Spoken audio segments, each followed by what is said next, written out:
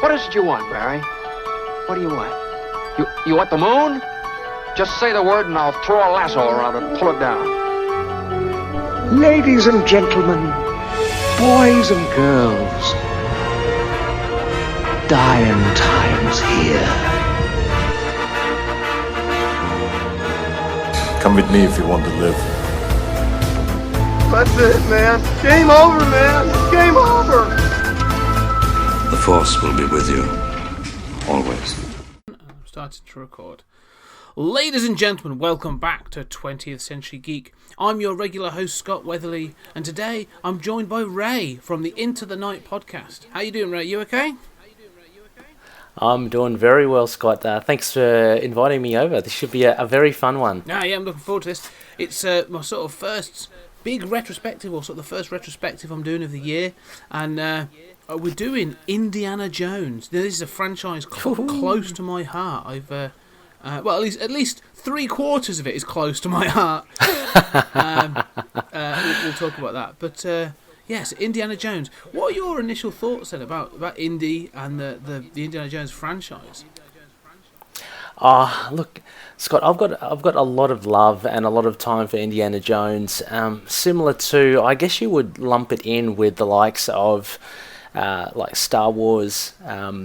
And all the classics, I'd say Back to the Future as well, all that trilogy, which kind of takes me back to my childhood and kind of gives me those warm and fuzzy feelings. Indiana Jones is one of the most unforgettable, I think, action stars in Hollywood, quite a legendary figure.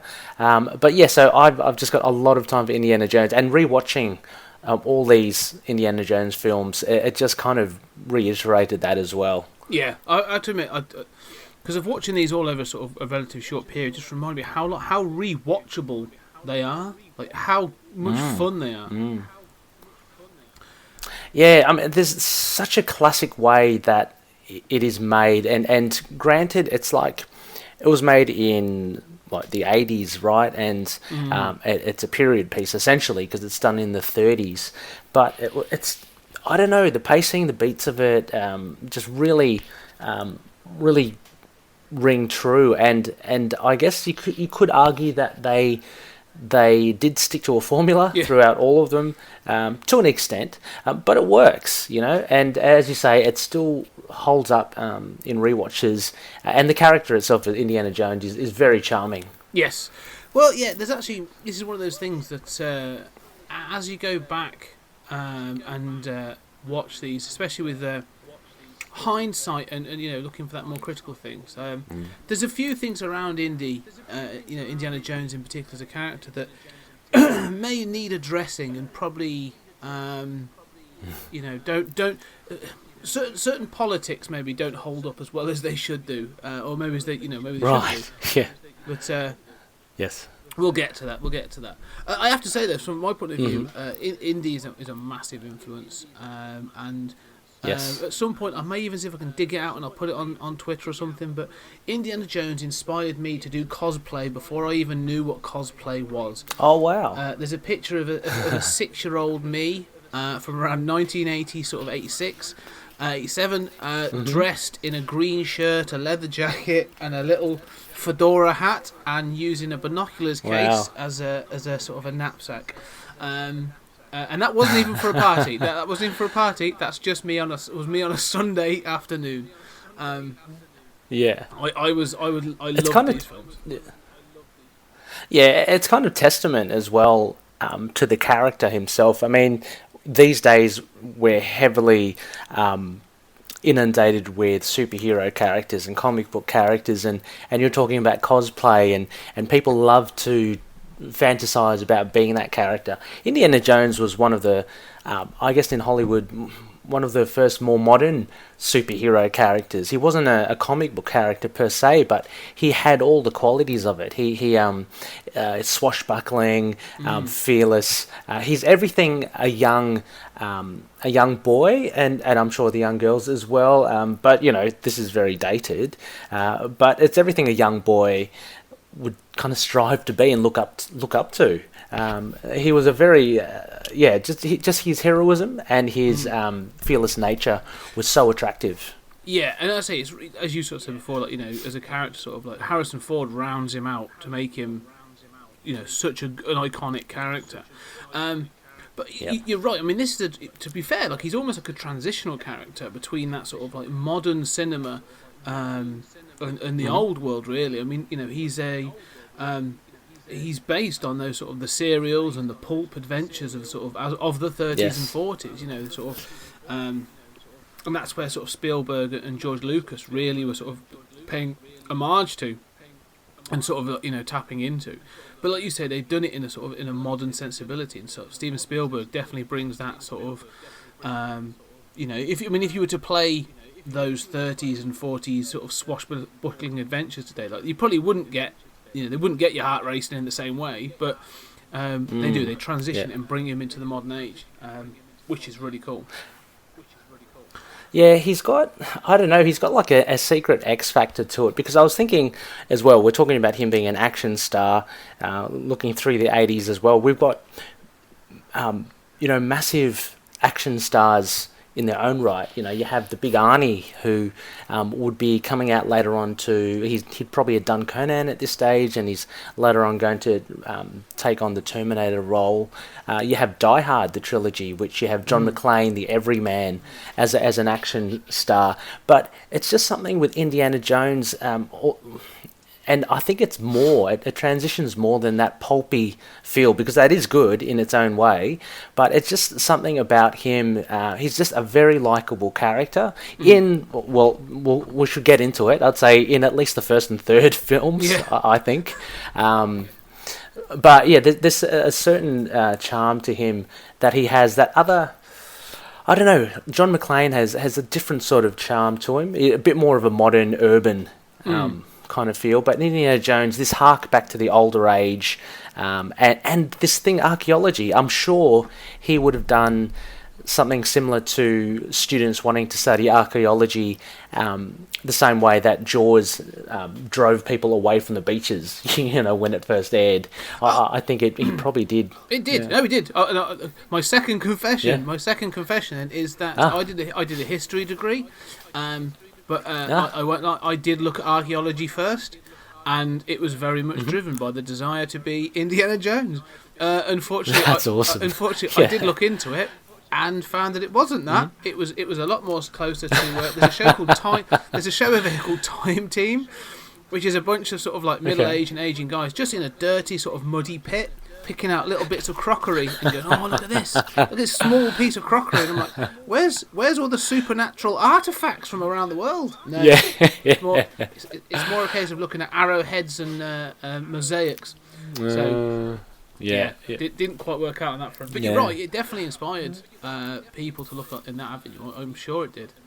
But yeah, so let's jump in on the first film then. So, initially just called Raiders of the Lost Ark, retrospectively sort of changed to become Indiana Jones and the Raiders of the Lost Ark. Released in 1981, directed by Steven Spielberg, written by Lawrence Kasdan, story by George Lucas with contributions from Steven Spielberg, starring Indiana Jones himself, Harrison Ford, Karen Allen as Marion, Paul Freeman as Belloc, Ronald Lacey as Tote, John Rhys Davies as Sala, and Denham Elliott as Marcus Brody.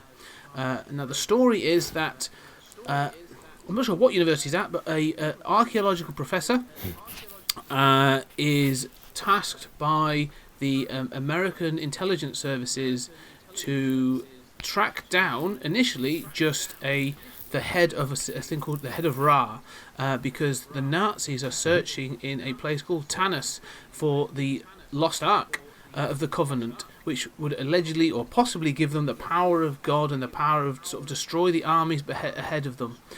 This drives Indy onto an adventure across most of sort of the Middle East to search for the Lost Ark, and goes up against a number of Nazi enemies. The film ends with the Ark having been found and taken to a secret island where a ancient Jewish ritual is to be held, but doesn't go well for the Nazis. And eventually the film ends with the Lost Ark being taken to what we find later is actually Area 51. That's a bit of a rundown, really. But before we even get to that, we get one of possibly the most iconic cold opens for a film ever. Yes. So yeah, I would say I was speaking to someone about this film recently as well, and I'd have to say, I mean, the movie as a whole is great. It's a lot of fun, but I'd have to say it is vastly outshadowed by the cold opening, because that has been imprinted in any moviegoer's brain. So I've certainly seen it a lot more than I've seen the whole film. I think I got the old VHS back in the day. Incidentally, I think it was McDonald's. They were giving away $2 VHSs. With a meal or something, and wow. I remember getting Raiders of the Lost Ark, and Top Gun. That was another one I got. But that opening is phenomenal. It is so good. I love the introduction, the literal introduction of Indiana Jones, and how Spielberg conceals his appearance for a long time. So you only see this guy leading this kind of expedition pack, and he's got the profile of his hat and just his face, and you don't know you don't see Harrison Ford until much later. But the booby traps and everything, it's just brilliant. Well, how about yourself? No, you're right. I mean, watching it this time, I really wanted to focus in on this part of the film, and to me, it almost works as like a short film. You could literally just have from that moment to when they escape in the plane, like. It works as just a sort of like it's like that perfect encapsulation and introduction to the character, because it's it basically shows you what Indy is. Like it shows you that he's not your average professor. So he's actually got a darker side. Like you said, they have him literally stepping out of the shadows, and then going on and sort of the risks he's taking throughout that first bit. It introduces the notion of sort of. Religious superstition, when they see the icon, the idols of the ancient gods, and then all the booby traps swinging over the bottomless pit, knowing that he's also had the rival that was also killed looking for it, right down to the sort of the weighing up of the sand to see if it'll the way the idols. Oh, that's brilliant. It's perfect. It is, yeah. So that weighing of the sand is, I think, just a touch of brilliance. Who would have thought of that, And now it's obviously it's kind of copied, in some other films with people tomb raiding stuff. But who would have? I think it's such an inspired thought of like, okay, Indiana Jones obviously has some, prior knowledge of this. He's obviously researched it as well, and he's prepared himself. So he knew, like you see him take the sand at the entrance of the tomb or cave that he goes into. So he knows what's coming, and I just love how he kind of weighs it up. It brings that tension, but also all those booby traps are it's the pure romantic notion of tomb raiding, and it's done so well, culminating in that I was astonished myself. I knew it was coming with the boulder scene as he's running out, and it surprised me exactly the same as it did when I first watched it. I'm just going, my gosh, there's a boulder. You're going to get squashed, and I was just like enthralled the whole way. I mean, I knew he was going to get out, but it's just so fun. And as you say, it's a short film in itself. He's got his accomplice. He kind of bites it at the end, shortly after he betrays Indiana Jones by claiming the relic and not giving him his whip. There's a lot of things, a lot of drama happening in it. Yeah, I agree. And I think the other thing is you mentioned like the booby traps and the boulder. One of the other good things to note is obviously this was released in 1981, so no CGI effects. All of this is practical. So that was an entire set that they've set up, and it looks stunning. You know, like I say the temple, and like I say the boulder chasing him down through the cave, and even the fact that, like, you know, after that, because he comes out the cave and like Belloc is there waiting for him with some natives, and he obviously runs off through the sort of through the woods or through the forest, and then out into that sort of grassy area to get on the plane. Like all of that, like, you know, it feels like it's shot on location. It probably wasn't. It could have been shot anywhere, but it just feels consistent and sort of like, you know, you are part of it. Like, you know, I'm so pulled into this. That I would suggest, you know, I would say this is almost like it's a statement of intent. It's, you know, it's like Spielberg and that putting this front and centre and saying, like, this is what you're getting. Like, you know, just if you think this is good, you wait till you see what the rest is going to be. Yeah, it's a very strong opening statement, for sure, and a lot of the elements from it are carried on in the film and in the three other films. It's what has made Indiana Jones so entertaining. I mean, we're talking about the booby traps, and you kind of, I'm not sure about you, Scott, as well, but like maybe in the back of your mind when you're watching the other films, or when you were watching them for the first time, you're probably thinking, okay, cool, what kind of cool funky booby trap, or what kind of challenges must Indiana Jones have to go through this time? So it's a kind of thing of, oh, how can they better it the next time round? It's I really like the introduction of Belloc as well, because it establishes that Indiana Jones has been doing this for a while himself. So immediately the origin of Indiana Jones, it's kind of laid out there. Like he's seasoned, he knows what he's doing. So in that opening, you get a full sense of who this character is. I'll tell you what, though, I think what works even is better to extend that is this opening action scene, because we're talking about him as the action star, but then they literally flip it on its head, and the next scene is him working as the professor, sort of like, you know, he's teaching a class. You have the girl blinking with "I love you" written on her eyelids and all this other stuff, like, you know, which is where we start to get, if I'm honest, you start to get a slightly creepy feeling about Indy, which we'll explore in a little bit. But you get that thing of like, all right, he's not just this sort of like roguish, you know, sort of jet-setting Tomb Raider. Actually, he's actually a well-respected professor and an educator. And also the same with the plot, the way the film's balanced is.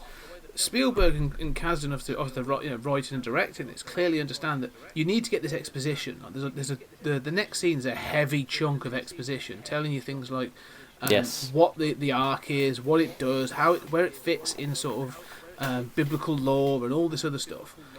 And then and obviously you're getting these character bits around that, and that lasts like 10 minutes, 10-15 minutes. So it's almost like, right, we've got to have this really cool action scene up front to get you going, and then we're going to slow it down just to give you the exposition before we get going again. Because, I mean, if you started with just that exposition scene, you know, if it started with him as a professor, I don't think this film this film would never have been the success that it is. Yeah, it is strange. It depends on how, I guess, it's done. I mean, I would agree with you there, Scott, as well, but I'm gonna give you some really weird references now. We've spoken before on your show about sci-fi stuff like Predator and Alien. A lot of the successes there is that you don't see them until much later, so you get a lot of exposition, and there's that tension of actually seeing them. I granted it's different. We're talking about different characters, Indiana Jones and the Predator and the Xenomorph, but it can work. It can work as well to build that tension. But I guess with this type of film, and with it hinging so much on Indiana Jones, you've got to get the audiences in.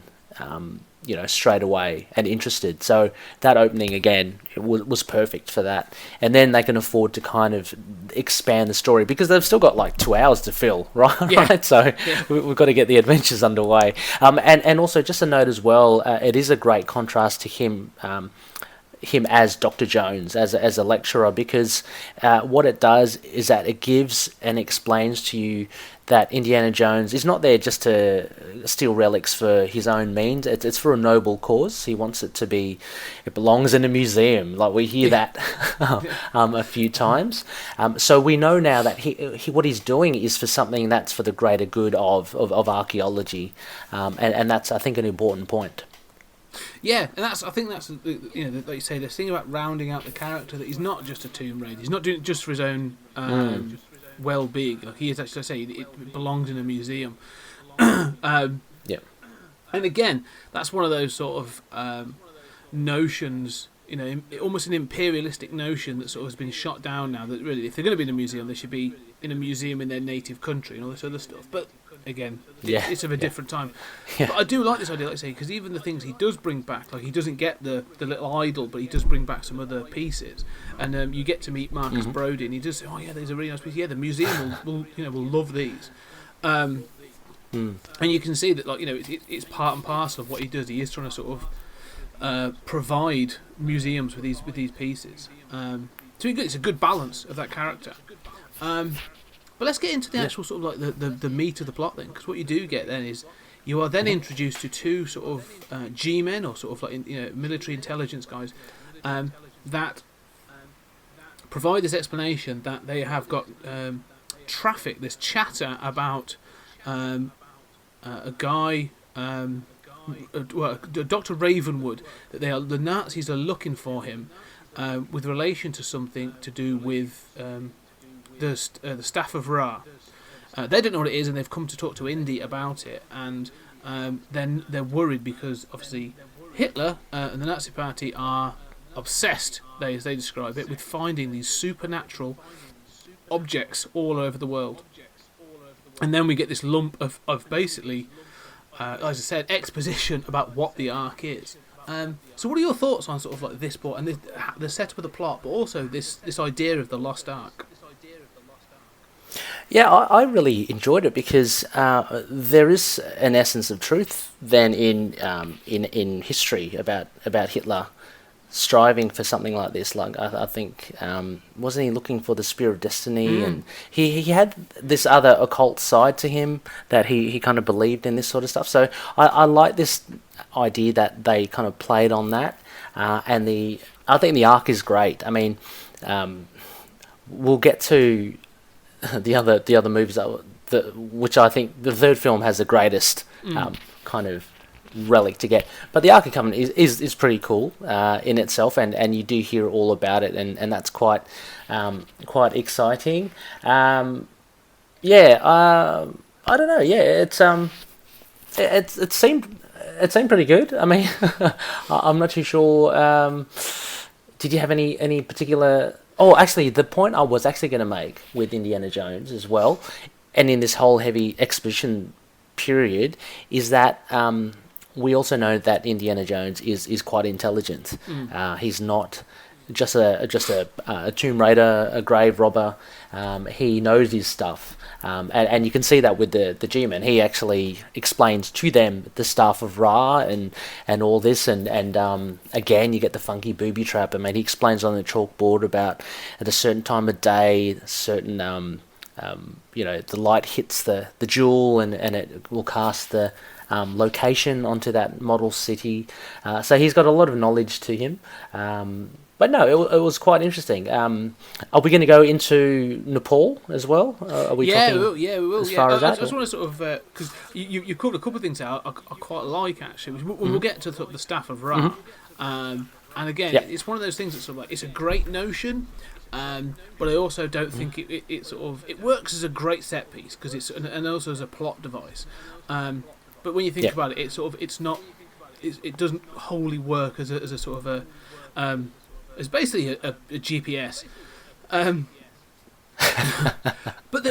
one of the things is I love this point because it basically one of the things that this point sets up is the kind of sort of mythology that this film is going to go into. And it's going into Old Testament. This is the Old Testament God. This is sort of like, sort of the wrath of God. They even say that, like the wrath of God, which is fired from the Ark of the Covenant. And just from some very light research, so I'm not going to claim to be an expert at any point, but the Ark of the Covenant is referenced in the Bible. Like it's an actual biblical part of biblical lore. And there's notions of it was carried and it was held in a tent so that you couldn't see it, but I forget who was given the instruction to build it because it held it did, as it says in the film, it held the remains of the tablets that Moses scribed the Ten Commandments on. So that is all true. That's all not true. It's obviously is what says in the Bible. But there are also stories within the Bible about how it was sort of carried around, but also the instructions of what it was to build. So it was designed to be gold on the inside and out. It was to be a certain dimensions, and it was to have these sort of angel characters on the top. So the design that's used in the film is actually taken again from the Bible. So they've taken that. So when they designed it and built it, like it's actually as it's sort of described. I mean, with embellishments and all kinds of stuff, but it's pretty much as it was sort of described in the Bible, which is fascinating that they've taken that.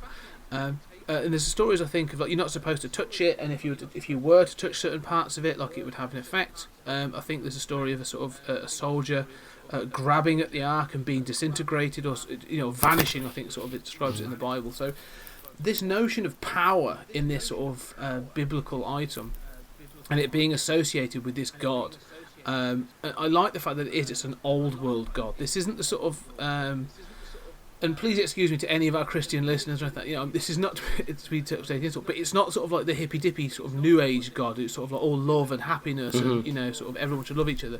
This is just sort of you're angry, sort of like worship me, kill your son, or I'll destroy you all kind of God. It sort of sets up to me this notion of like this is a really dangerous item. Like this isn't this is a powerful item that people believe in and has a real sense of purpose. Like if this is to be believed, because you think as well, you don't know that anything is supernatural. If you were to watch this film cold, if you were to come in and not knowing it, whether or not this item is supernatural, which is obviously highlighted at the end, it's people believe in it and people would fear it, and and that's the sort of thing that like Hitler was looking for, was these iconic symbols to sort of try and manipulate and control, and it shows like how important this is. I just kind of love that how they set that up, because again the dialogue and the sort of the passion that's shown by Indy during this discussion is really interesting. Yeah, it's also interesting as well. I mean, the stuff of Ra, so Scott, that is pretty much from Egyptology, right? So there's a bit of a cross-pollination there, unless I'm misunderstanding something. So we're talking about the Ark of the Covenant from the Old Testament, the Christian Bible. But yeah, it's interesting how it kind of overlaps into Egyptian gods, like I'm assuming it's Amun-Ra, the Sun King. Yeah. It's true. So I mean, you and I know that. Yeah. But they do say that when they actually get to the actual looking at the head of Ra, they do say giving something back to the god of Ra. So it does, it cross pollinates, which is fascinating to see those cultures being used in that way. Yeah, I guess because archaeology, obviously, you associate with Egypt, ancient Egypt, but maybe they had this idea of using the Ark of the Covenant, and it was just how do we kind of join them together? So I guess they came up with their. I mean, George Lucas and Steven Spielberg must have come up with their own way to kind of get those two working together. Yeah, and you get the feeling there is something in history and in biblical law that they seem to work, but like you said, it's well written. And again, you say Lawrence Kasdan, this is the guy that wrote Empire Strikes Back, so he's a strong writer. He did a really good job. But you say we do learn that this head of Ra is actually was held by Dr. Ravenwood, and that Indy did know him, and actually his daughter is now somewhere in Nepal, Marion Ravenwood. And we get to meet Marion. So what are your thoughts on Marion as a sort of love interest / sidekick? Yeah, I really like her. I think she's really good. She's quite independent, and I love her introduction as well, just a drinking game, which is later used. I mean, we see her abilities come to the fore when she tries to escape from Belloc. But I think she's really good, and she's a good foil to Indiana Jones. Without getting too far into the other films, I found Indiana Jones tended to overwhelm a couple of the leading ladies, but with Marion, not at all. I mean, they're pretty much on even keel here, and of course the first time they meet, she sucker punches him, so you know that she's got a bit of. She's a little hot-tempered herself, and that scene in Nepal was just brilliant, albeit some of the makeup used on the Nepalese were clearly, I guess they were Caucasian, but a really dodgy kind of, shall I say, Fu Manchu-like makeup. Yeah. But it was a really, really good scene. I love that scene in her bar, and you were talking about political correctness.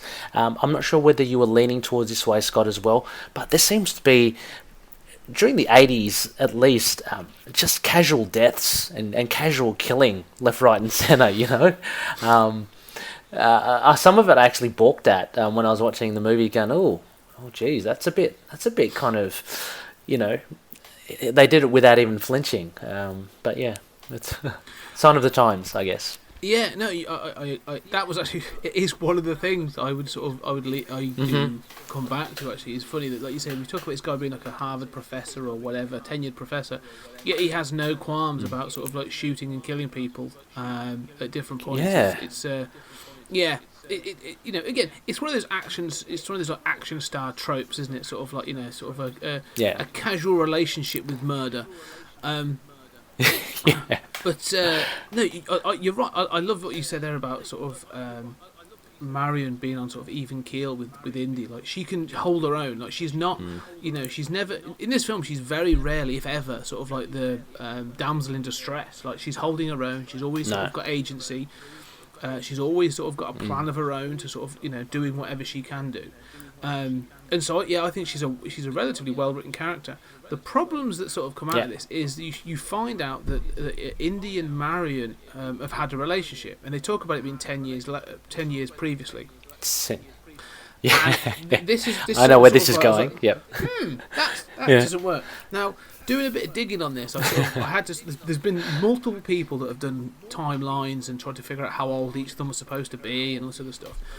And I sort of looked at a couple of those, but I also looked at why this happened, and it does definitely look like this was sort of like one of those things that was supposed to happen in a previous version of the script, when other people, like Marion was supposed to be a little bit older, and someone else is going to play her and this other stuff, and it sort of just didn't go away. It was just one of these things that was like, well, their relationship's got to stay, but they just didn't get around to addressing the details of it, and so they were a bit like that. No one will notice the fact that she's supposed to be in her mid-20s, and he's supposed to be in his early 30s.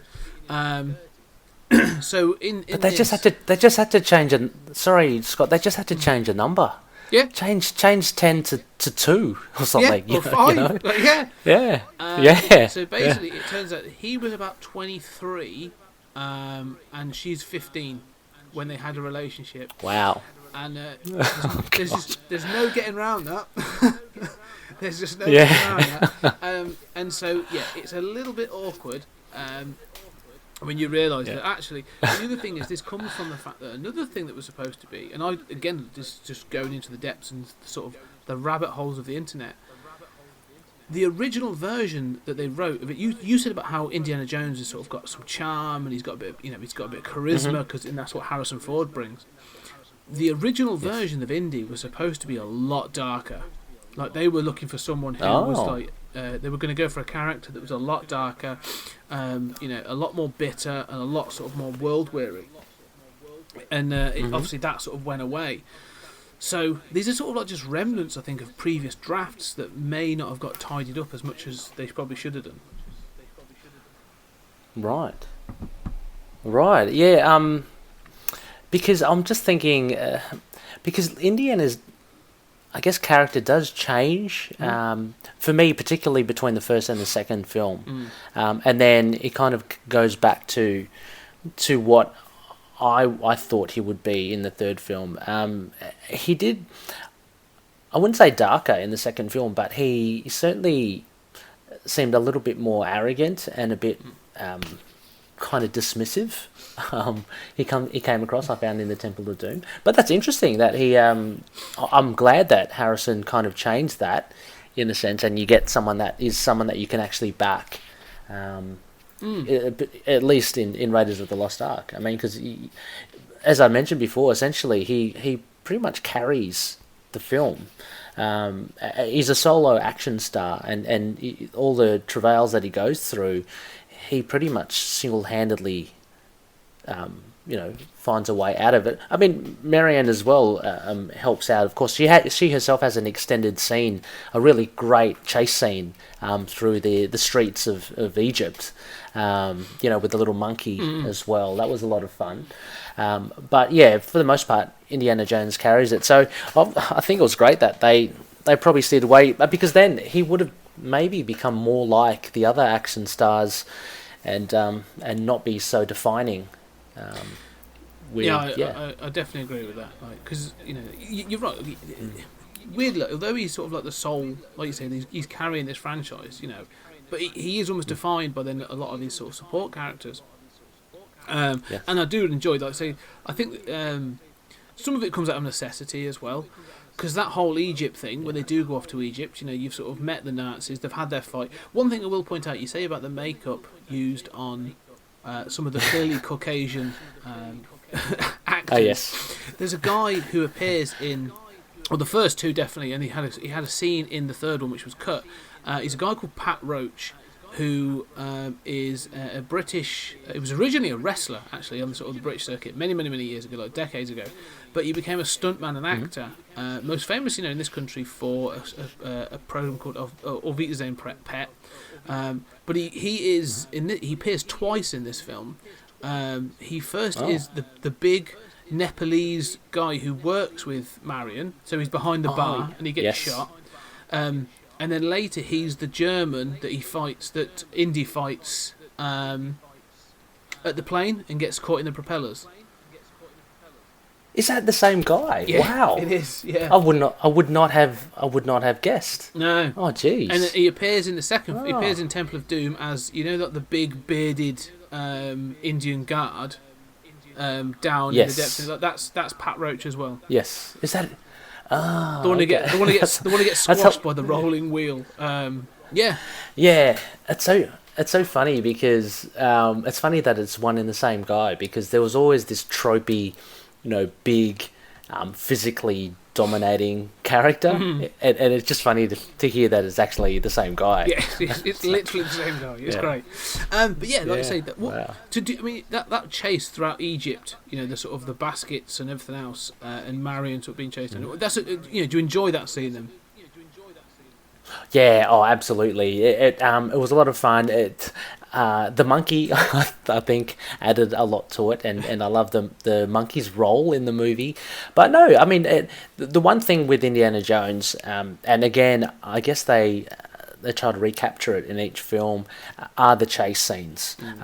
And the action. If it's not action, which is pretty much straightforward, fisticuffs here and there, or a gun there, or shooting. Actually, the Nepalese bar is a very good example. If it's not that, it's a chase scene of some nature, and no, it was really well done. I really enjoyed that.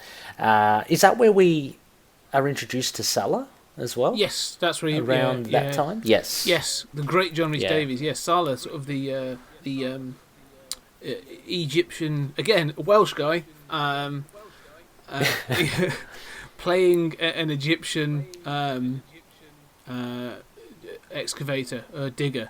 Again, it's one of those things that sort of like you wouldn't do it today, but he is great as Salah, but like he's clearly not from North Africa. Yeah.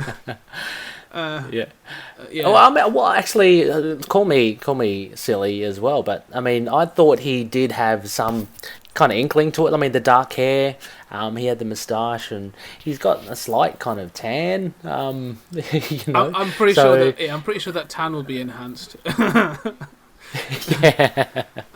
Yeah, most definitely. Because don't forget that sort of like he is also the person that went on to play Gimli, the dwarf in Lord of the Rings. And you have more of his proper Welsh accent comes through, a bit more sort of thick in that, which is cool. Yeah. But yeah, the other thing as well, sort of talking about that chase scene in Egypt, one of the most iconic moments. We talk about necessity, is obviously the sort of the big, the guy who steps out wielding a huge scimitar and a sword, flinging it around, and Indy just reaches into his holster and shoots him. Yeah. I don't know if you know this, because it's sort of one of those sort of facts that I've sort of I've known for years. I think just to known it, but obviously the reason that Indy shoots him in the original script, it was supposed to be a sword fight, and it was supposed to be an extended part of that chase scene. But at the time, Indy Harrison Ford was suffering from better described as dysentery. He had severe stomach problems, and had said to Spielberg, "Look, I can be on set for like half an hour, but then I've got to go because that's about the best I can do at the moment because I'm really ill." And so they scrapped the sword fight scene and just turned it into that shooting.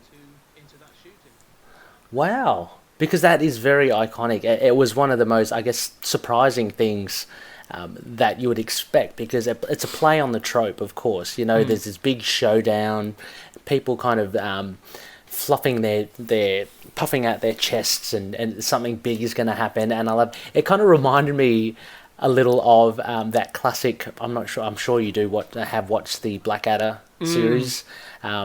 Blackadder goes forth, yes. I think, and Captain Flashheart gets caught. Adrian Edmondson's a German. He has his large, like very lengthy soliloquy, and he just gets shot. Flashheart just goes boring, and off he goes. It was that kind of same impact. I loved it. It's just a real kind of tongue-in-cheek poke at the trope, and that is actually, it becomes self-referential. Yes. I can't remember if it's the second or third one where he comes up to the same scenario, but yeah, it's in Temple of Doom. Yeah, Temple of Doom. Yeah, but it has a very different kind of ending to that one. Yeah. But this sort of like, it's at this point, like, you know, you've been building up to it, and it's really at this point that everything falls into place. You know, they sort of they now have the head of the head of the staff of Ra. They've had it translated. They've got the staff of Ra. They're in Cairo. They're going into the Tanis dig, and they get into the map room, and you get like the great scene of Indy sort of using that head of the staff of Ra to find the location of the Well of Souls, which is a great name, for the chamber where the Ark of the Covenant is kept, and then you obviously get the uncovering of the Ark of the Covenant. So yeah, what are your thoughts on this whole thing of now getting into the sort of the dig? Yeah, this was good. I mean, like, as well as looking at the film holistically, the chase scenes were good, but for me, I guess overall, the pacing of the film, there seemed to be a lag in the middle. I don't know. Maybe. I'm not sure. I'm no film director or writer, so I'm not sure what goes on. But there was a little bit of a lag there. It was fun to actually see this uncovering the staff of Ra. It was a very impressive moment because, again, it's all technical, and you actually get to see this legend come together with the sun beaming through the jewel, which incidentally, for those I guess who haven't watched Raiders of the Lost Ark, and you know, we should be asking why not. But Marion had the jewel and had the staff of Ra. She had kept it, right? So that's why Indiana Jones kind of went to her. And so anyway, so Indy's got it. It was really cool. Even to the fact that we again see Indiana Jones's fear of snakes, which again is a recurring theme throughout the whole thing. It kind of builds this legend of him. Enjoyable. I guess though, it's around this middle time of the film though, Scott, that I do tend to not lose interest, but it seems a little flat for me. I'm not sure why. I do know what you mean, because you've had sort of like, you know, one of the rules they say of sort of action films is action every 15 minutes, isn't it? Like something's going to happen every 15 minutes. Right. And this does go for quite a while of sort of like it's not quite an action scene. Like, you know, they're going for tension and stuff. And so I can sort of see what you mean by the sort of... It definitely dips to an extent.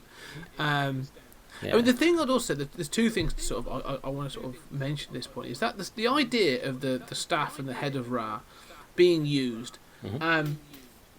You know, the light's in a certain place. It goes onto this map of Tanis, and you get the sort of the location of the Well of Souls, right? That's all well and good. I mean, it's helpful because at the moment the entire city is covered in sand, like it was buried in a sandstorm thousands of years ago. Great. When that was a real city, surely people would just go, "Yeah, it is. That's the Well of Souls over there." Like we know, we sort of know because it's well guarded. Like, why have you got this map room for? Yes. Like, once you've done it once, everyone just goes, "It's there," and you go, "Oh yeah." I don't know. It's great in the film, but as a sort of That's a very good point. as a practical location device, it seems really excessive.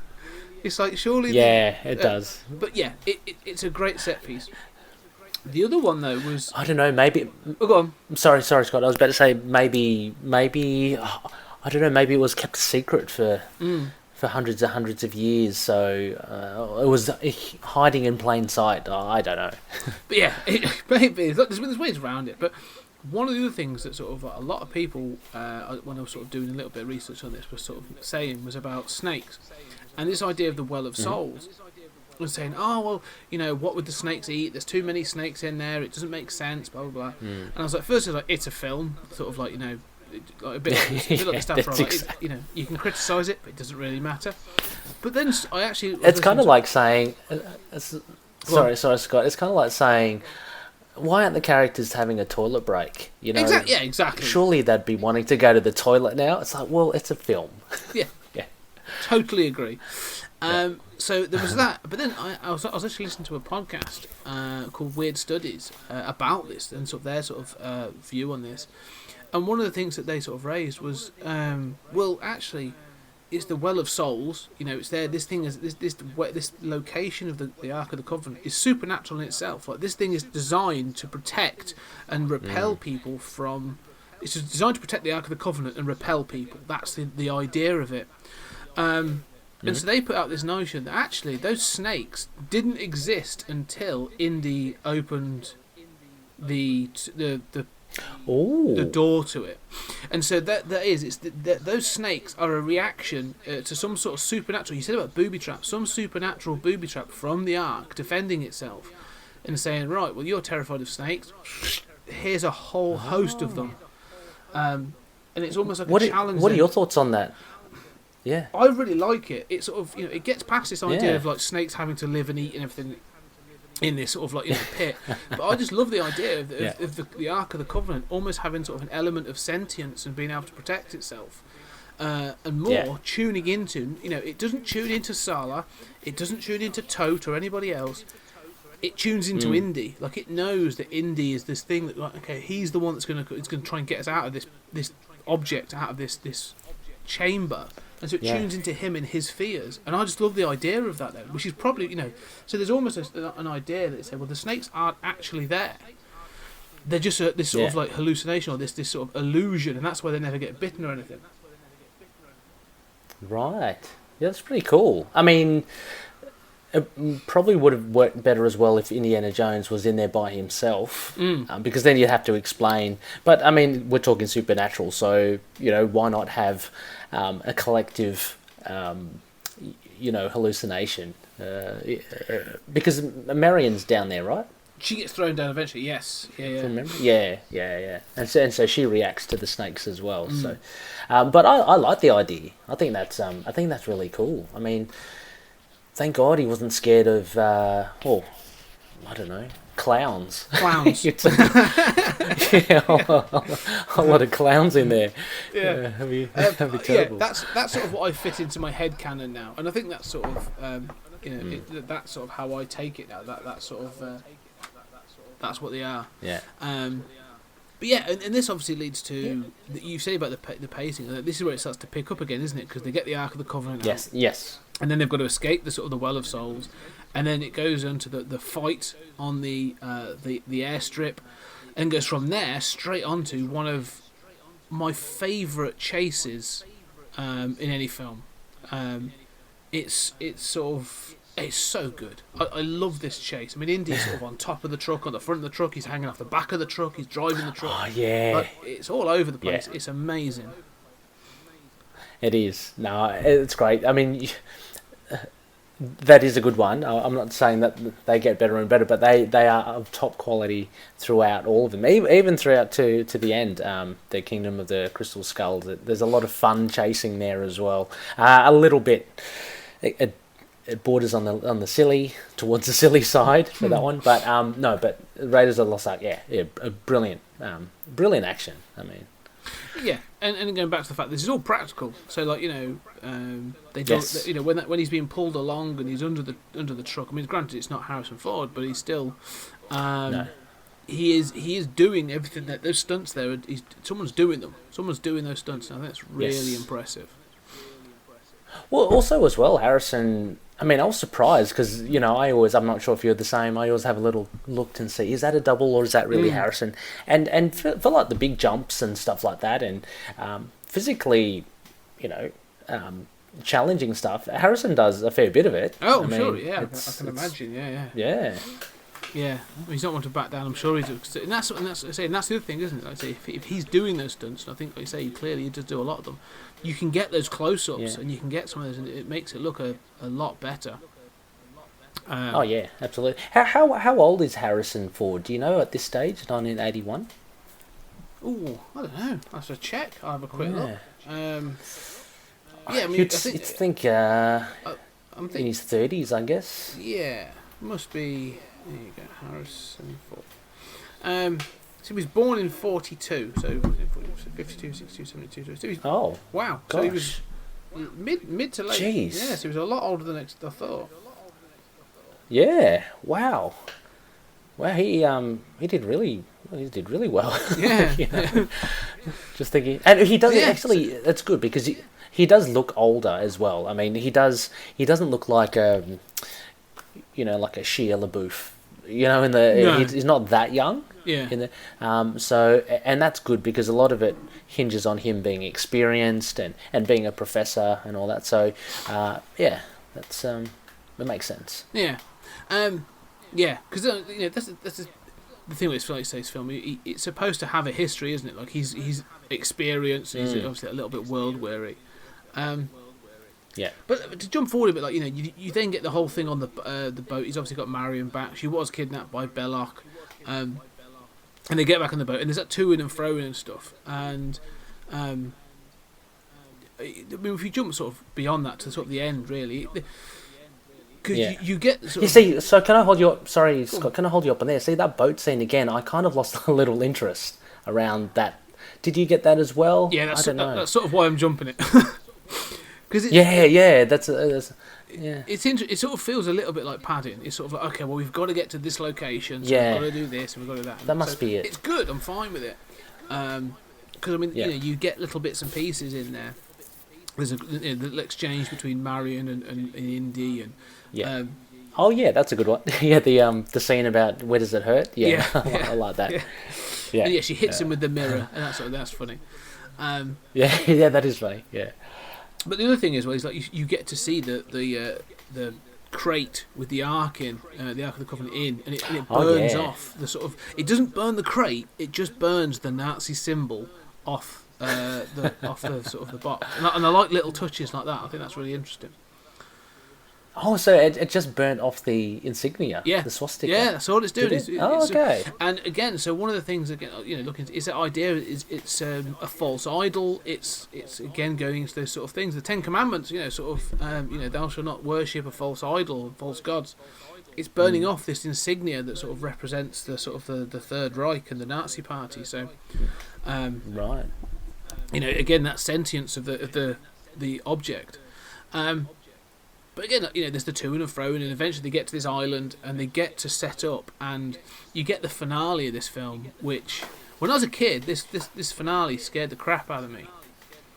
Oh yeah, it's very different, isn't it? There's a real change of mood, or it really becomes kind of like a horror thing, only because of the special effects, pretty much. No, I agree though. Even the tone, even the sort of, it does. It takes this really weird sort of like left turn, Up until now, you've been watching this sort of like pulpy action adventure sort of thing, this sort of globe-trotting action adventure.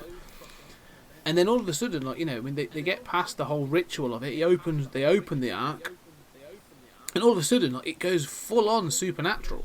You know, they've got these sort of like there's light coming out of it, and there's these ethereal, what look originally like, you know, beautiful female wispy spirit figures sort of floating around and all this other stuff. And you're thinking, oh my god, this has really taken a bit of a left turn. Like, this isn't a figurehead object. This is a literal sort of supernatural item.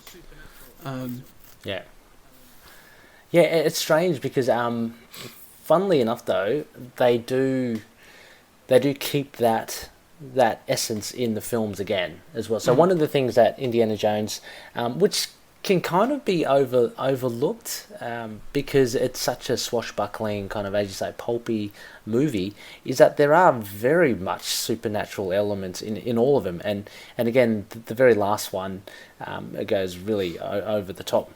But it's something that can really be overlooked. And it's really, I think it is most subtly done, I would say, in the third film, but the first one was, as you said, it was a little jarring towards the end. I guess it's because it's the first time we are getting an Indiana Jones film, and it kind of really just kind of sidetracks your expectations. Yeah, it definitely does. I mean, again, it feeds into this idea of this sort of like this sentience within the object, or, you know, whether it is communicating with a god or the god or whatever. Like, the good thing as well, it never tells you definitively. Like, you know, it says, oh yeah, this is a biblical artifact. You know, it was created. It was represented in the Bible. The Ten Commandments, clearly, you know, it's saying that those did exist, or at least something like them existed, and it has this sort of supernatural connection. But at no point do they say, oh, but there is actually a god. You just sort of see this. You just sort of see this supernatural event, and you're like, and then you can make up your own mind off the back of it, really. Yeah. It's an interesting one, isn't it? And I'm glad that they don't, throughout the film, they don't dwell on it too much. So again, I guess my point is that it's very much just an action, very much an archaeologist, you know, finding treasure. Because if it goes down that route and it starts becoming more, and the focus is more on like the sci-fi supernatural elements, I don't think it would have been as popular or long lasting. No, as it is today. And let's see what happens when we get to Crystal Skull. So, but yeah, and that sort of that ending, like, you know, there's beautiful spirit creatures become evil, demonic looking things, and they attack the Nazis, and again, going back to those practical effects, like you get the three soldiers. You've got the Nazi sort of colonel, whatever it's called. You've got Todt, who's the sort of the SS, and then you've got Belloc, and each one of them gets a different death, sort of like horrific sort of death. It is terrible.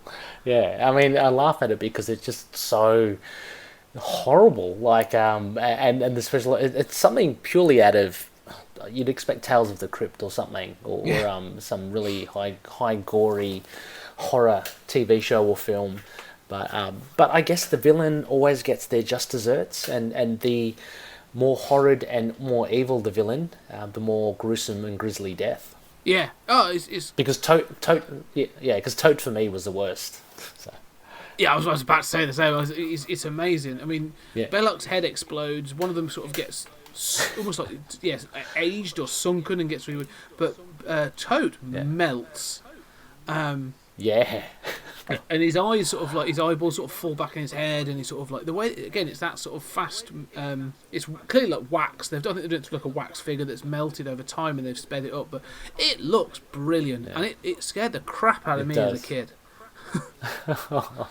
I wouldn't be surprised. Far out. I mean, as a wee lad, Yeah. it would have been quite, a few nightmares That's the following nights, I'm sure. But this was only a PG. When this came out, this was like a P. I don't know if it's been changed over time, like re-rated. But this was a PG, like parental guidance when I was young. So I actually remember the first. Wow. I remember the first time I watched it, but it's still a PG. I remember watching this as a kid, and I remember my parents' reaction, like getting to the end of this. I must have watched it a couple of times, and they're like, "Geez, yeah. Oh, not sure."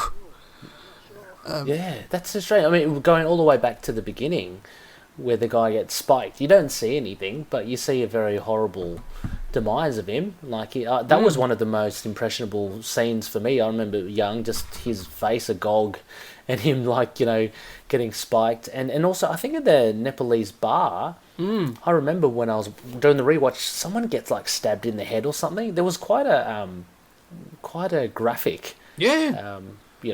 Death to a couple of them. Yeah. There's a few. Someone like you say, they get bottles smashed over their head. They get sort of set on fire. Yeah. There's all kinds of things going. Yeah. I was surprised this is still at PG, but yeah. Wow. That's the 80s for you. Yes. So that's it. So that's Raiders of the Lost Ark. That's the first Indiana Jones film. And to me, it's it's like you said before, it's up there as a classic. Like this is an iconic film that I think deserves to be sort of held up as that sort of great film. Yeah. Yeah, I mean Harrison is in his prime. He's got the charm, he's got the looks, he's got the physicality. Really good writing as well. It was a solid story. As I said, a couple of dips for me towards the middle and leading into the final act. But the other actors, well, Karen Allen, really, she's very beautiful, like very attractive actress. So she was great. And she was kind of headstrong as well, which is good. And the support, like Sala as well, and the evil tote really made it enjoyable. And of course, that dated aspect of, you mentioned, who was that English actor's name? The guy that was in the airstrip fight. You're always going to have one of those standoffs. But really, really enjoyable. Yeah, this is easily. I can see why this sort of, like you say, inspired so many people and sort of, has become such a franchise off the back of this. Oh, actually, sorry, Scott. We should mention. I'm sure we will. The soundtrack, the score to this, is of course one of the most memorable, if not the most memorable, that you'll ever hear. And they play it to a T, not only in this film but all the other films as well. Whenever you hear that Indiana Jones theme, and each of the main characters have a theme, it just still gives me goosebumps. Even in the fourth film as well. Oh yeah, no, that what they call it, the Raiders March, the sort of the iconic music. It is. I mean, again, it comes back to it's John Williams, who scored my childhood. To be fair, sort of Superman, Star Wars, Indiana Jones, like the guy, Home Alone. The guy has done. He is one of the great movie score creators of our time. But yeah, I like the fact you mentioned the fact that, like you say, that Raiders March is used throughout. Like they use it as a sort of a musical cue for certain things. Yes. But also there's the chase I talked about. Where he's on the truck when they're sort of trying to get the Ark out of the airfield. The music for that is one of my favourite pieces of music. It's just so good. Like it's an excellent soundtrack. I've actually got it. I have got the complete indie score for all four films. And it's a really, really good score. Solid music. Yes, you're right. We should have talked about that. Yeah. Makes the film. Yeah. I mean, we can call out the other ones as well. I mean, Henry Jones Sr., You hear a bit of his theme in obviously The Last Crusade, but again in The Kingdom of the Crystal Skull, and also is it Short Round? I always get it mixed up. Small Fry or Short Round? I think it's Short Round, isn't it? Yeah. Short Round, Temple of Doom. He's got a really cool theme. So yeah, no, very good. Yeah, I agree. So if we just jump forward then from 1981 to 1984, we jump to the second film, Temple of Doom, Indiana Jones: The Temple of Doom. Again, sort of directed by Steven Spielberg, written by Willard Huyck and Gloria Katz, story by George Lucas. Again, starring Harrison Ford, now joined by Kate Capshaw as Willie Scott, Ke-Huy Quan as Short Round, and Amrish Puri as Mularam. And in this one, this is a. I'm gonna say, go back into this one. I'd forgotten how sort of like almost quite small the plot is really, but in this film, sort of it starts in Shanghai, and Indiana Jones is trying to trade a diamond for the remains of an emperor, Chinese emperor. It goes a bit pear-shaped. He escapes, and when escaping, obviously the plane is going over the Himalayas. The pilots bail out, and the plane crashes. But Indy, then accompanied by Kate Capshaw's Willie Scott and his young companion Short Round, escape the plane in what is an inflatable raft, actually. And they come across an Indian village and find that in the Indian village, their stone, the Shankara stone that they use, they worship at the centre of the village, has been stolen by the Indian Raj, who has taken up residence nearby. When they visit the castle, Indy, Short Round, and Willie adventure under the castle and find that there is a Thuggee cult led by Mularam going on, and they are digging for another lost Shankara stone. The belief being that these Shankara stones give unimaginable power. Indy obviously saves everybody, gets the Shankara stones back, and returns the village with all the children, I should say, that were stolen and kidnapped to be used in the mines. And I think straight away you sort of mentioned how this is a slightly darker tone for this film, isn't it? Yeah, it's darker and it's got a different tone together, which is good, because I guess with a sequel, although they do keep with a lot of the elements, they are trying something different. So we get a bit more of an exotic kind of expedition here, that being and looking for these Sankara stones. I always kind of think, are they Infinity Stones? I'm not too sure,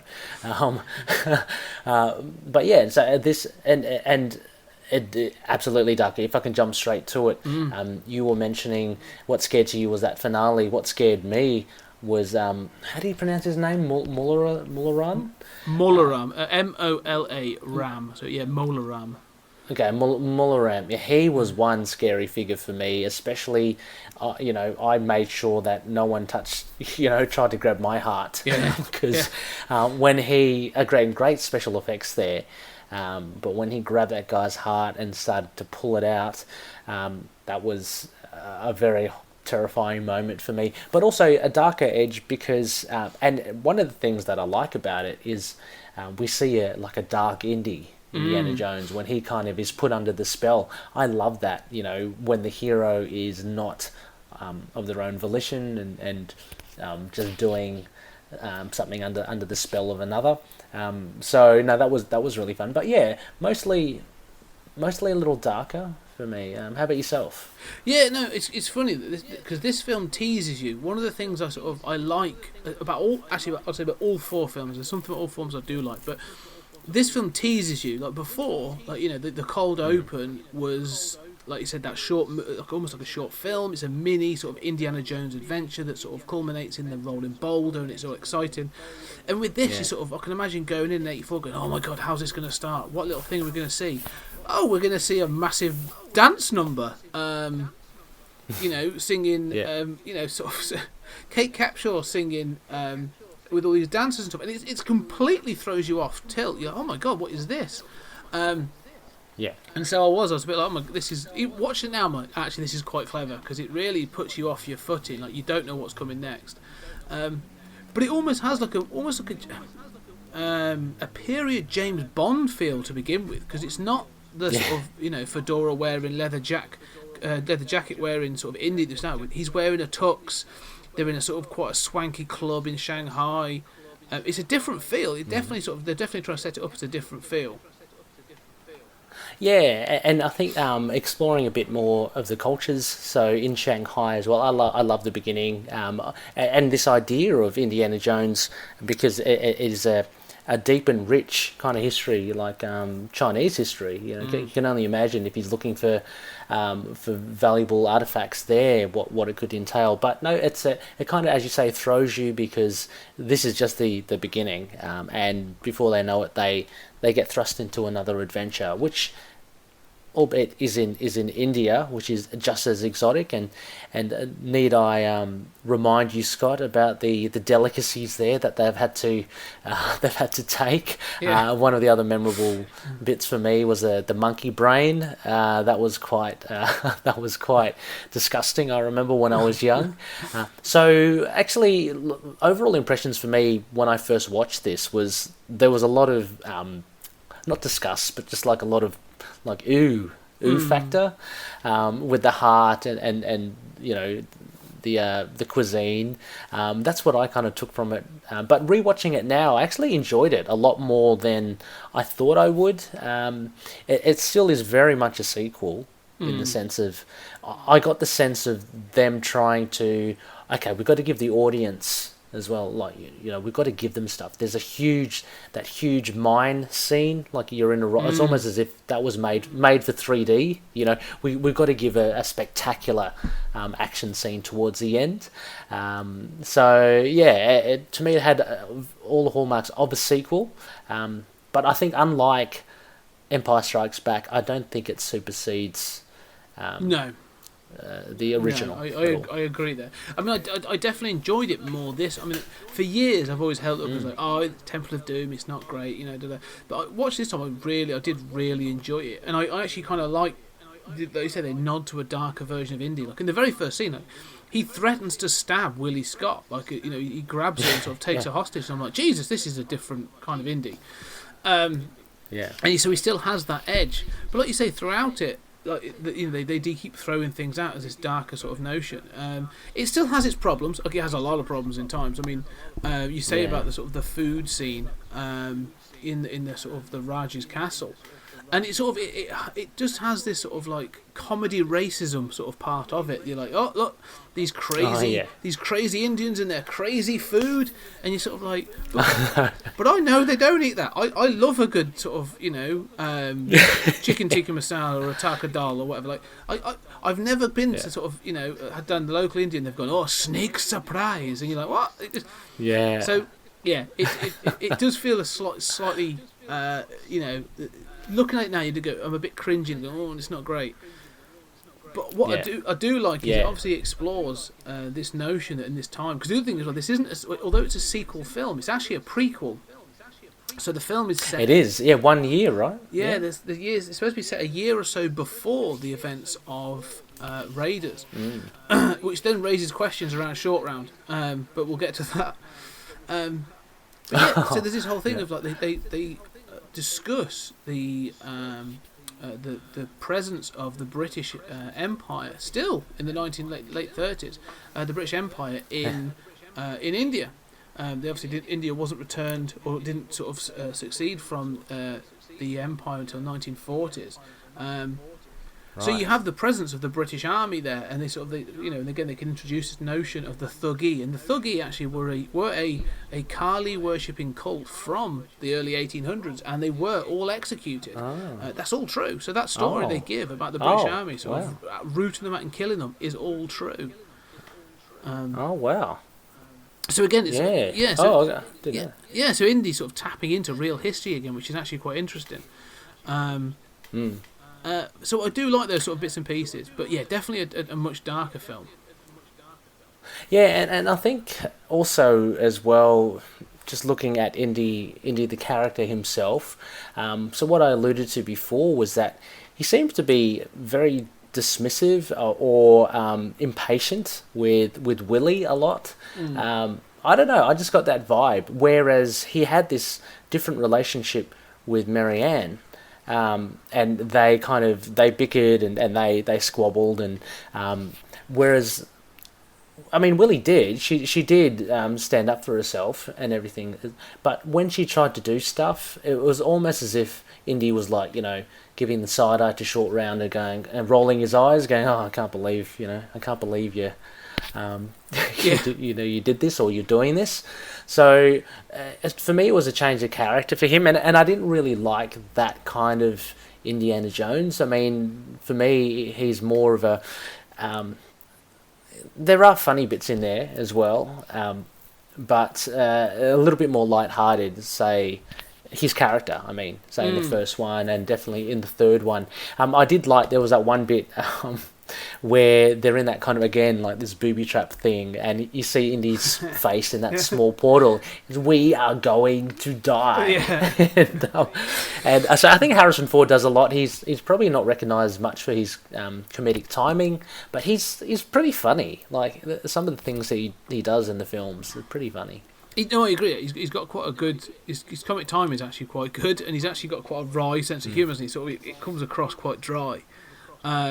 Yeah, and I do agree. I do like that bit where the sort of the spikes and the ceiling are coming down. And he sort of and he's like, "We're going to get crushed." And she's like, "I'm covered in insects." I mean, that is gross. That whole corridor covered in however many insects and centipedes and cockroaches and crickets and stuff. It's gross, but and again, all practical. Like all that's there. Like that must have been horrible.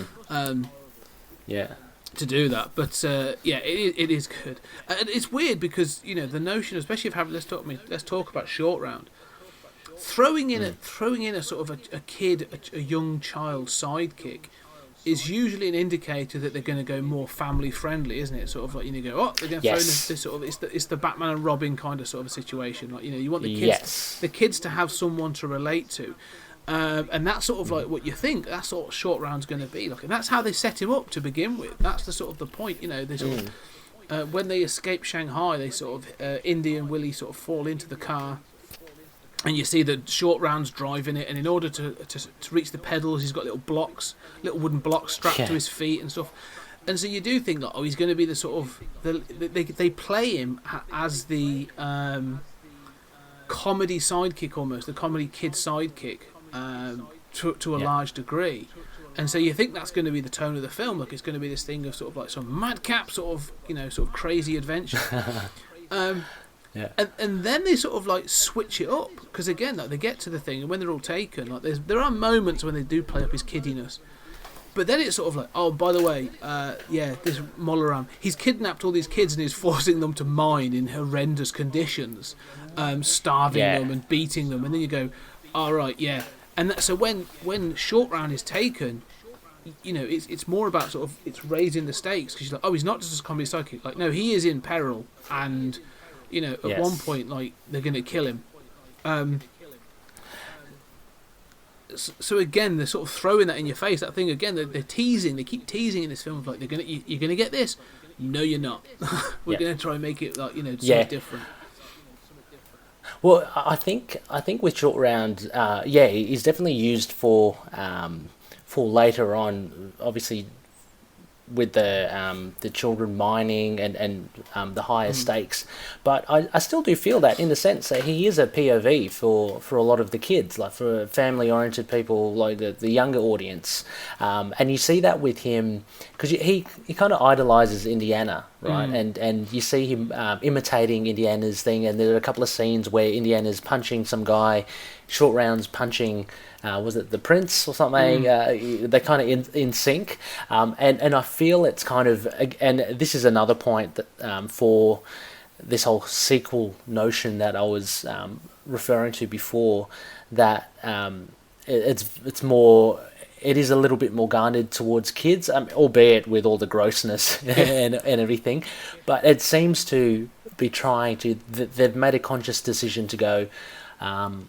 okay, we've got children minds and stuff. We can give Indy a sidekick, but we can use this opportunity to try and increase our audience by maybe attracting some younger audiences in here. And I think he does a very good job short round. He's for his age, I'm sure, I don't know how old he is, but very cool, very charming as well, similar to Indiana Jones, and you can see the affection he has for Indy, so they've got a nice relationship there, and I feel that he pretty much takes up Short Round and Willie are kind of composites of the Marianne character. Because Short Round, there's this nice little bickering that they do. There's that bit where they're playing cards and stuff, and by the campfire. So yeah, he's a lot of fun, and he can hold his own as well. And as I mentioned, his soundtrack is pretty good. I think John Williams does a great rendition of, shall we say, a kind of. How can I say it with that? I'm Asian myself, so I'll just say an Asian sounding score for Short Round. It's good. And also I think the guy who plays him, or the lad who plays him, is Ki Hugh Kwan. Is he was one of those actors that I just I only know him from 2 films, but they're 2 so influential. It's obviously Temple of Doom, and he was Data in Data in Goonies. Yes, in Goonies, yeah. So I know him from those 2 films. So from my childhood, he's just one of those so he's like one of those child actors from the 80s. I'm like, I know that person. That he did much after this, but great. He's a really good little actor in this. He really does. He plays the part fantastic. Yeah. I mean, even when he's in some sort of peril, I mean, you saw him in the mines. He's got that kind of rebellious nature. He's already trying to figure out a way to escape. So he's got all the good qualities that, say Indiana Jones has. So yeah, it's a lot of fun to see him. So yeah, one of the things we'll get to, because I want to talk about Muller Arm as well in a minute. But the thing about sort of Short Round is obviously we said this is a prequel, so this is a year before Raiders. So the question is, where the hell's Short Round in Raiders? It's quite clear that his relationship with Willie Scott was never going to last. So I'm quite comfortable that didn't go anywhere. So again, it was one of those things that even as a kid, I was always like, "Where's Short Round gone?" Like that, I want to know more. And so I looked into this. I've looked into it, and what it is although he is, when they're in Shanghai, that's where Short Round lives. So it's not like he doesn't hang out with Indy all the time. He has been on numerous adventures with him since he was sort of found pot-picketing. But he lives with Wu Han, who's the other agent he's got with him, helping him out at the beginning of the film. And after the events of this, you find out that there's actually a foundation that sort of comes out of the museum that obviously buys a lot of money and stuff spends a lot of money buying the stuff from Indy and all this other stuff, and they actually pay for Short Round to go to boarding school, and he actually goes off and he actually becomes an archaeologist and adventurer in his own right. And there are a couple of comics. There's a couple of comics with an older Short Round. I forget. They actually give him a real name, and I can't remember what it was. And he goes off and he actually has his own a couple of adventures as well, which is really cool. Oh, that's really cool. I like to hear these expanded kind of universes within the Indiana Jones realm. It's really cool. Yeah, I mean he deserves a lot more, and I'm glad to hear that he's in comics and he has his own adventures. But wow, I didn't know that. No, I didn't until sort of figuring this out. So I'm going to try and track down, I think, some of the comics he's in, because he's a good character. Yeah. And I like that he's given more to do in a wider world. Yeah, exactly. I think with just a point with Willie as well, I feel there is a real, I don't know if you got the same sense, there's a real lack of chemistry between between Indiana Jones and is it Capshaw, did you say? Yeah, Kate Capshaw. Actor? Yeah. Kate Capshaw, yeah. Didn't seem to really work. The only real, one of the only memorable scene I have is that real comedy one with the trunk of the elephant, like knocking her at the back of the head. And I remember watching that thinking, is this an example of when not to work with animals. Like, is this meant to happen? and then you see her grab the snake, and I thought that was really funny. But yeah, most of the time I don't know, yeah. And I think as a viewer, I didn't find her that interesting, if I can say that. Yeah, it's worth noting, she was actually, I don't know if she was married to, but she was definitely seeing Steven Spielberg at the time. Oh, wow. Yeah. Okay. So that, Well, like, I'm not saying that it had anything to play in that, but it probably had something to do with that. yeah, okay. Because I definitely agree with what you're saying. The sort of chemistry between Harrison Ford and Kate Capshaw it's a little stilted, and you know, I get that they sort of play in this sort of, you know, the comedy odd couple, but it never quite gels, does it? It never quite works. It doesn't. No, I mean, she's constantly just trying to catch up. You know, throughout the film, trying to catch up, get up to speed with what's happening, and Indiana Jones is constantly just saying, "Oh, come on," and seeming to be a little frustrated at her. So it surprised me at the end, right, when they kissed. So it was like, oh, It doesn't. okay, It doesn't, I never knew that they were kind of interested. yeah, it doesn't feel right. I definitely agree. I definitely agree with that. So, but yeah, you know, so that sort of those relationships. But one of the things I do love about this film is Mularam, like the you know, the whole. In fact, the thuggy cult, the way it's sort of built up, because you've got the sort of like the Modaram, Sidaram, and they do all the sort of like the chanting, all that sort of thing. And you said about it before, the scene, which, you know, about halfway through, so it's, you know, really sort of towards the second act, you see him extract someone's heart, and then they lower that person into sort of like a molten lava pit, still alive. And one of the things we said about Raiders is that sort of they keep that supernatural thing right up until the end. Like, you know, there is no sort of, it's all sort of like straight, it's all kept sort of realistic right up until the end. And with this, they sort of, like you say, they start to seed it in towards the end of the film. Sort of, you get bits and pieces. Yeah. And that sort of the third act, it sort of, they keep seeding in, because you get the heart on fire, you get the black, what do they call it, the black blood of Kali. Oh yeah, that's right. Which brainwashes them, and then you get the stones glowing and burning and sort of stuff. It's quite cool. Yeah. It's a good, you know, the way they seed it through. Yeah, I think the concept is strong. If we go back to just that kind of sacrificial scene with that guy, there are a few things happening there. Like he gets his heart extracted. It kind of closes up in on itself, and he's still alive. You know, alive just enough to get lowered into the pits of hell. And what I thought was a really cool scene was, yeah, as he goes aflame, the heart that Amularam is holding, that goes aflame as well. Yes. So very, very kind of cool scene. And that, as you mentioned, that black blood, because Indiana Jones is not the only one. It's the prince. Is it the prince? The Raja, yeah. The young kid. The Raja, he is under the spell as well. And thankfully, Short Round, you know, it's always just a little something that kind of snaps people out of it, whether it's a punch to the head or a bit of flame or light seems to snap him out of it. But Short Round finds out how to deal with it, and he saves Indy. But I think, again, as I mentioned, really cool to see Indiana Jones as the bad guy for a little while, and there's no way, you know, you can see him get out of it. He's lowering Willie into the pits. And you're kind of thinking, well, maybe he's, maybe he'll do that if he wasn't under the spell. But this was going to happen anyway. So yeah, exactly. Yeah, I'm under the spell. Yeah. And off he goes. No, but no, really, really fun stuff. Yeah, and it's this whole kind of voodoo-ish kind of magic that happens. It's pretty interesting. Again, it's underplayed. So although we do get it, this is not the be all and end all of the whole movie. It's very much still an action adventure with this as an element to it.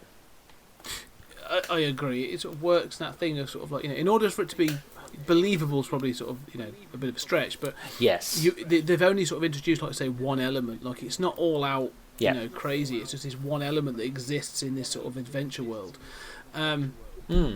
But the other thing is that sort of, once he's been this sort of the anti-indie, almost like the brainwashed Indiana Jones, I like the fact that, like you say, they do maintain this darker tone for indie, because he doesn't, not only does he sort of he's going to save the kids, he's going to do the right thing. We know he's going to do the right thing, but he sort of like Short Round burns him, and he comes back around, and they say like we're getting, and they get Willie out. And he says, right, we're getting out of here. And he says, yeah, all of us.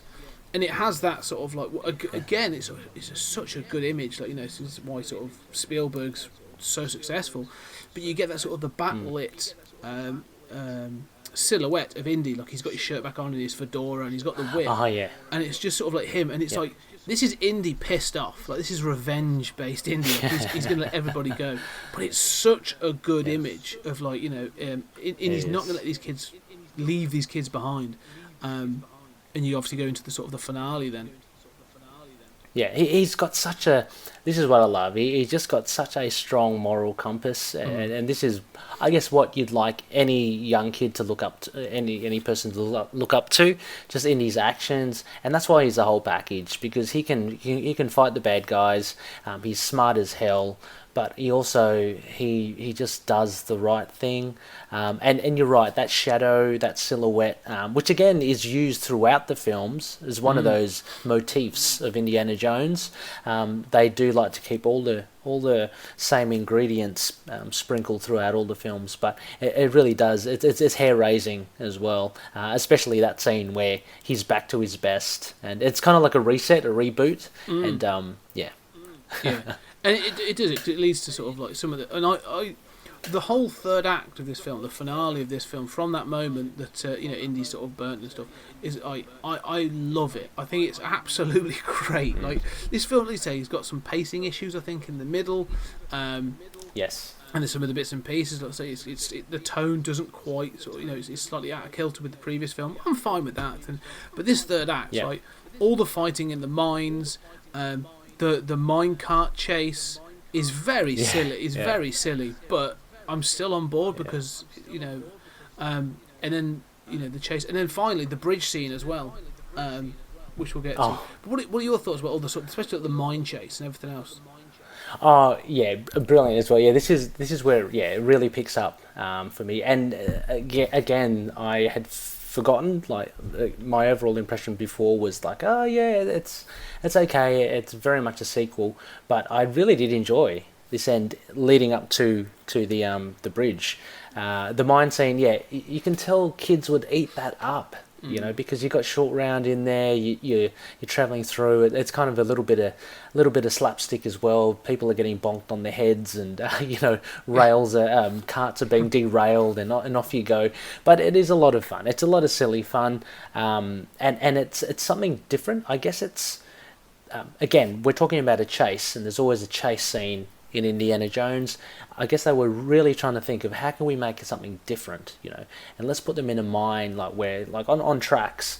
By the time we get to Last Crusade, we'll see every mode of transport used for a chase. But in Temple of Doom, this mine thing is great, and I think they've really upped it. It's one of those examples of how do we up the stakes here from the first movie, and they thought this would be it. This is very much for me.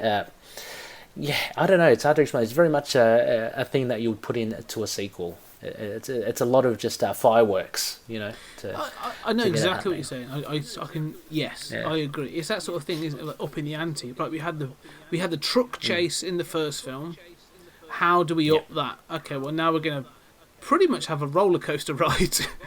On minecarts, because the one thing I do find with this, it's good fun, like you said, it's totally good fun, and I'm bought into it. And I may have to sort of explain why I buy into this and not something else in, say, like Crystal Skull later on. But with this, like the impracticality of that mine track is incredible. Someone's had to... Exactly. In your head, you're thinking, like, someone's had to lay this track out, but it makes no sense. Like, why would you have it this way? But, it's... no, it's true. Yeah. It goes on for a while, doesn't it, as well? It's There's a like massive tracks of it. And like I said, it would be so much fun. Could you imagine they just repurpose it for 3D? That would be just great. You know, I reckon in an anniversary year, re-release it in the cinemas, and add some 3D. That would work really, really well. I'm shocked that was never a virtual reality ride at like some at Universal or sort of Disney World. Like, why was that never a virtual reality ride? Yeah, or I mean, surely it would have been a roller coaster ride. Yeah. In some of the theme parks. Yeah, I mean that was just made for it. So, a little bit of one eye on potential marketing and merchandising. You know, when they introduce this into the film, another eye on being part of the film itself, for sure. But also as well, we get. I think you touched on it earlier. Our good friend, that English, sorry, I keep on forgetting his name, Reynolds, the English actor. We get him. You know, we thought we saw the last of him when he was chopped to bits with a propeller. He's come back a little darker. Pat Roach. Pat Roach. Yeah, he's come back as Pat Roach. Now back as the head Indian guard. Yeah. Yeah. and grizzly as hell. Grizzly as hell. He gets tied. His band gets tied under that crushing machine. Indy just like looks at him, just watches him as he pleads for his life, and then he gets mulched again the second time for Pat Roach. Yeah, he did. But yeah, all that's do well in these films. Yeah. No, he doesn't. But all of this is really good fun. The pacing is up.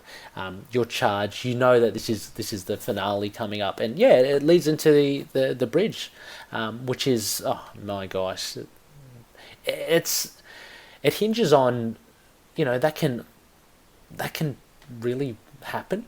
You know what I mean? But on the other sense, it's like, no, it is quite ridiculous and fantastic that you can swing all the way down there and still survive. But it's brilliantly done. Yeah, I do really like the bridge scene. I mean, I like the chase. They come out and they get chased down, and like you said, they sort of have the callback to Raiders, where he gets chased down by a couple of swordsmen, reaches for his gun and it's not there, and all that sort of stuff. It is good. And like I said, but that bridge scene, it taps into this idea of sort of like, I'm not sure if Raiders Indy would do this, but obviously, slight things. But he literally risks his life. He's trapped in the middle of the bridge. He's got the Shankara stones in his bag, and he's gonna chop the support sort of ropes on that bridge. And it's gonna collapse. And it's really, really good. I do love this whole scene bit, and then they have to climb up, and he has that fight with Molaram, and again, sort of Molaram tries to take his heart, takes out Indy's heart, and all sort of stuff. Like it's a really good end to the film. Yeah. I mean, you see the evil of Mularam as well as he's scaling the bridge. I can't remember if he tosses one of his minions in front of him, or the minion just falls on his own volition. No, I can't remember, but he does. He pulls one of the guys off the ladder to throw at Indy, to drop him down to try and take Indy out. So he's a bit ruthless, his old Molaram.